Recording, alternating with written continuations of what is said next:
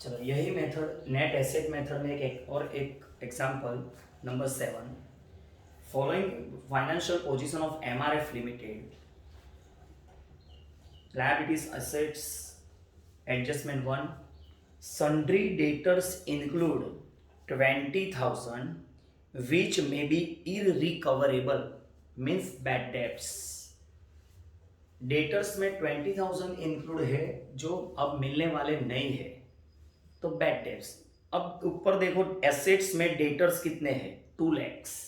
आपको याद हो तो बैड डेट्स की दो इफेक्ट आप क्या देते थे, one effect less from debtors. तो डेटर्स जो है 2 lakhs उसमें से साइड पर लिख देना -20,000 या नीचे इफेक्ट एडजस्टमेंट के बाजू में लिख दो first effect less from debtors, यानी अब डेटर्स कितने बचेंगे 1,80,000। तो ये याद रखना डेटर्स 180 एंड दूसरी इफेक्ट लेस फ्रॉम प्रॉफिट, क्योंकि बैड डेट्स हुआ है लॉस होगा। तो ये कौन से साल के डेटर्स की इंफॉर्मेशन थी, तो कॉमन सेंस चाहिए इसमें। डेटर्स कौन से साल की बैलेंस शीट में दिया है 1920, तो इसका मतलब बैड डेट्स भी 1920 का ही होगा। तो 1920 का जो प्रॉफिट है उसमें से बैड डेट्स माइनस कर दिया, यानी ये दो इफेक्ट हो गई बराबर। Second point stock machinery furniture to be valued 80,000 6 lakhs and 180। अब इसमें से आपको याद हो तो कौन सा पॉइंट आप P&L में लिखते हो, ट्रेडिंग और P&L दोनों सेम ही है बराबर। Trading is a part of P&L account. ये तो आप लोग F5 में ऐसा बनाते थे कि पहले ट्रेडिंग अकाउंट अलग P&L अकाउंट अलग, but trading account is a part of P&L account right.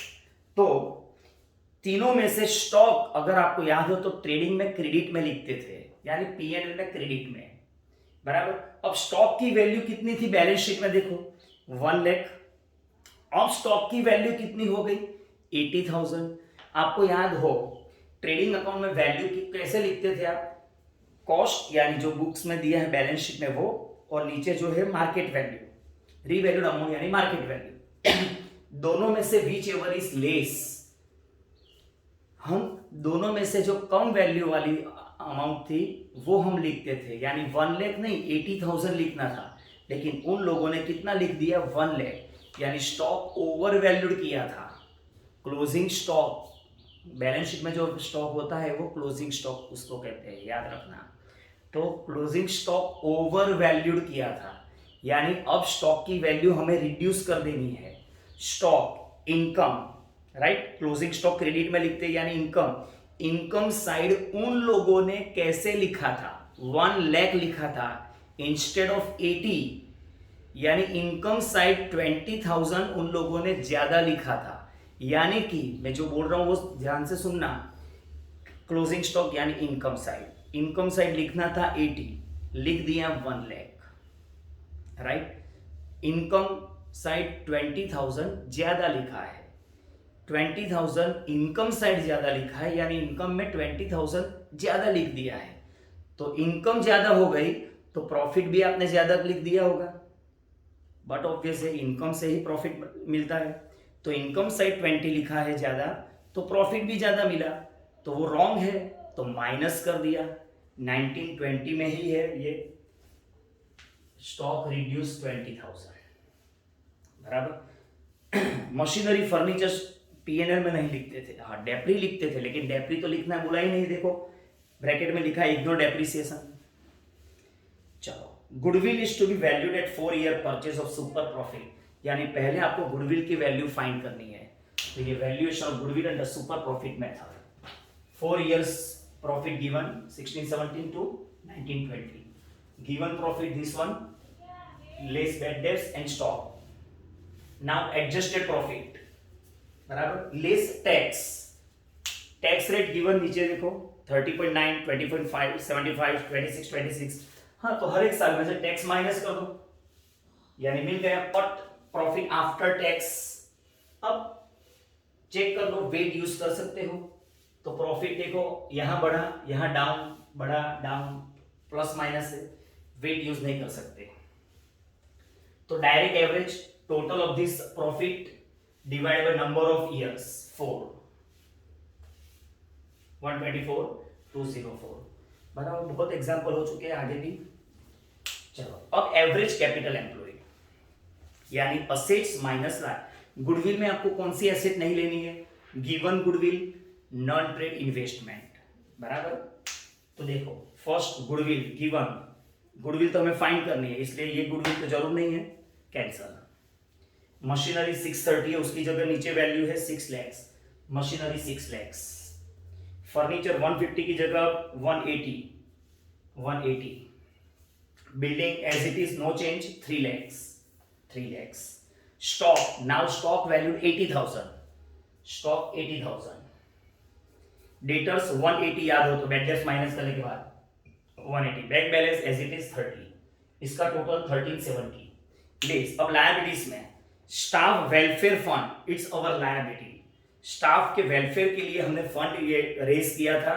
Now it is to be utilised only for staff welfare, it can not be used for other purpose, so it is our liability. Our means business, staff welfare. And next one is creditor.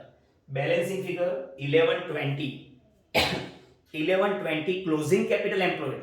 अब check करो example में कहां पर भी ऐसा लिखा है closing capital employed को ही एवरेज कैपिटल एम्प्लॉयड कंसीडर करना है बराबर। कुछ भी नहीं है तो हमें एवरेज फाइंड करना पड़ेगा।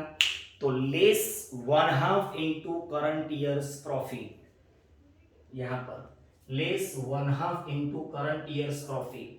क्लोजिंग कैपिटल एम्प्लॉयड 1120 यहां पर लिखा है मैंने, 1/2 इनटू करंट ईयर्स यानी 1920 जो बैलेंस शीट दी है वो, उसका करंट ईयर का नेट प्रॉफिट था 14600, उसका 1/2 70,300। ये मिल गया एवरेज कैपिटल एम्प्लॉयड। एमसीक्यू में ये पॉइंट आ सकता है, फुल एग्जांपल तो आने वाला है ही नहीं बराबर, तो ये कैलकुलेशन आ सकता है। अब कॉमन है normal profit, average capital employed into normal rate of return 10%, 104,970।